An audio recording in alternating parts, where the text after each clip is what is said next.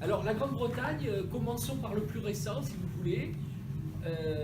Madame Theresa May vient d'annoncer, au fond, la disparition complète de toute carte scolaire. Ça se situe dans le prolongement d'une première décision très importante qui a été prise en 2000 par Tony Blair, la mise en place de ce qu'ils ont appelé des academies, Y au singulier, IES au pluriel. Qu'est-ce que c'est que les academies? C'est en fait des écoles publiques qui décident de se gérer comme des écoles privées. Il suffit qu'elles en fassent la demande et que ça soit validé par le ministère de l'Éducation nationale britannique, enfin le secrétariat britannique à l'Éducation nationale.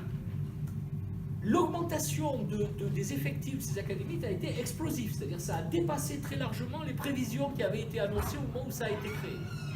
Alors qu'est-ce qui caractérise ces académies? C'est qu'elles ne sont plus soumises aux autorités locales d'éducation, puisque le système britannique est un système décentralisé déjà, hein. Elles sont plus soumises, elles peuvent déterminer les contenus d'enseignement. Il y a à leur tête un bureau des gouverneurs, ils appellent ça comme ça, governors, et ces gouverneurs recrutent le chef d'établissement qui recrute les enseignants. Dans le système britannique traditionnel, pour devenir enseignant, soit il fallait à l'université avoir obtenu un diplôme enseignant, soit il fallait passer un examen de qualification. Les académies peuvent recruter qui elles veulent, qualifiés ou pas. Et l'étape suivante a été franchie en 2010 par le gouvernement Cameron, qui ajoute à cela, alors ça c'est une introduction directe à ce que je dirai tout de suite après, ce qu'ils ont appelé des free schools, des écoles libres. Ah bah nous on est habitués à ça, hein, des free schools. Et les free schools, n'importe quel groupe de parents ou d'enseignants peut décider de créer une free school, et ils reçoivent des financements publics, mais aussi des financements privés. Et on voit reculer le système public de façon extrêmement rapide sous l'effet de la création de ces académies et de ces free schools. Donc le système qui a été utilisé est un système de contournement, hein. J'insiste là-dessus, c'est une idée que je défends depuis assez longtemps. Les gens qui sont au pouvoir n'ont pas fait une attaque frontale en disant on va déréglementer tout le système, on va remettre en cause. Non, non, les enseignants sont libres de garder leur statut, ils sont libres de passer des diplômes. Mais ils seront embauchés dans les free schools, dans les académies, que si on décide de les embaucher.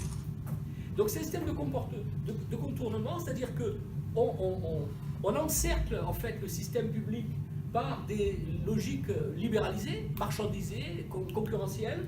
On l'encercle et puis on réduit, vous voyez, c'est les Indiens qui attaquent les chariots qui se sont mis en cercle pour se défendre. Voilà. Et c'est les Indiens qui gagnent, et dans ce cas-là, c'est les Indiens du libéralisme. Voilà. Le deuxième élément que je voudrais citer, alors ça, moi, c'est un truc que j'avoue que j'ai découvert quand j'ai lu ce livre.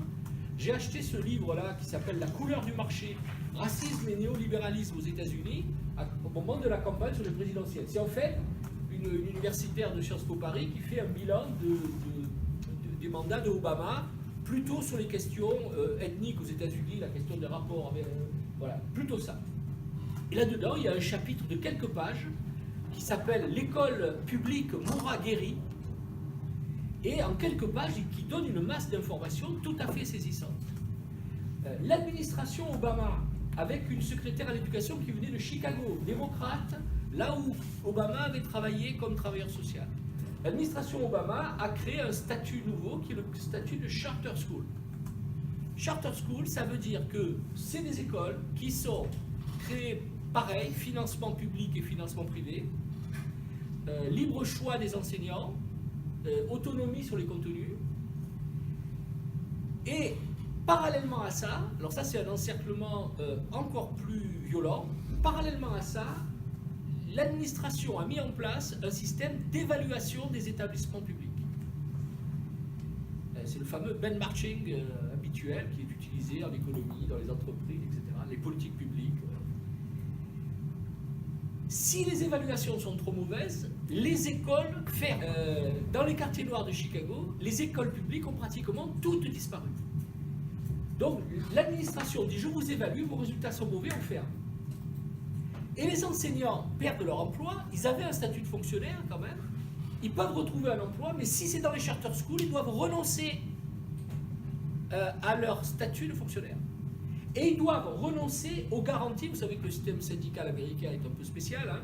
Ils doivent renoncer aux garanties liées à leur appartenance au syndicat des enseignants. Que ce soit en Angleterre ou aux États-Unis, vous avez une montagne de chiffres qui paraissent en disant mais les résultats des charter schools et des free schools aux États-Unis, en Grande-Bretagne sont bien meilleurs que ceux des écoles publiques. Les écoles qui sont transformées en charter school voient leurs résultats s'améliorer. Alors, Sylvie Laurent donne, alors j'ai pas vu l'équivalent pour la Grande-Bretagne, hein, mais elle donne aux États-Unis, sur les États-Unis, des exemples absolument hallucinants, elle a encore toujours puisé à Chicago, dans lequel, dans ces fameuses charter schools, on vire 30 à 40% d'élèves. Alors évidemment, forcément, au bout, ceux qui restent, ils ont de bons résultats, vous voyez. Donc vous avez à la fois une mise en concurrence d'établissements, une remise en cause du statut des personnels, et une remise en cause de la démocratisation scolaire, avec une logique ségrégative qui est même plus dissimulée. Voilà. Donc si je commençais par ça, c'est parce que je crains fort, le contexte politique étant ce qu'il est, que cette perspective-là nous menace. Les discours sur l'autonomie des établissements tendent à se renforcer. L'idée qu'on ne peut plus gérer l'éducation nationale de façon centralisée, bureaucratique, jacobine, archaïque, etc. etc.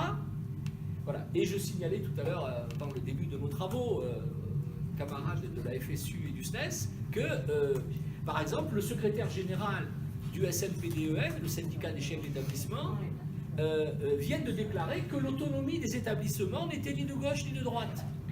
Il faut rendre les établissements autonomes, comme ça ils seront plus efficaces, plus adaptés au terrain, etc. etc.